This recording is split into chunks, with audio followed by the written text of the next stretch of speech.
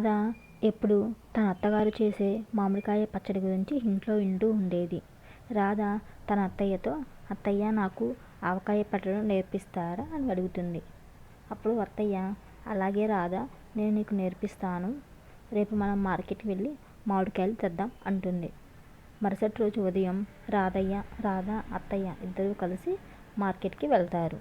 అత్తయ్య రాధకు మామిడికాయలు సెలెక్ట్ ఎలా చేయాలో నేర్పిస్తుంది. రాధ అత్తయ్య ఇద్దరూ కలిసి తెచ్చిన మామిడికాయలను వాటర్తో క్లీన్ చేసి తడి క్లాత్తో తుడుస్తారు. అత్తయ్య మామిడికాయలను కట్ చేస్తూ ఉంటే రాధ ఎంతో ఇంట్రెస్ట్గా చూస్తుంది. ఆ తర్వాత వారు వెల్లుల్లి, కారం, ఉప్పు, ఆయిల్ పెద్ద గిన్నెలో వేసి మామిడి ముక్కలు కలుపుతారు. అత్తయ్య కలిపిన మామిడికాయ ముక్కలను పచ్చడి గాజు గ్లాసులో పెడుతుంది.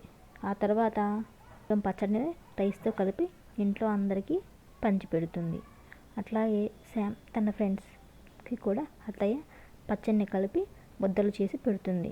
ఆ విధంగా ఫ్యామిలీ మొత్తం కొత్త ఆవకాయని రుచి చూస్తారు ఎంతో సంతోషంగా. మరి మీరు మీ ఆవకాయ పచ్చడిని ఎట్లా పెట్టుకున్నారో కామెంట్ చేయండి.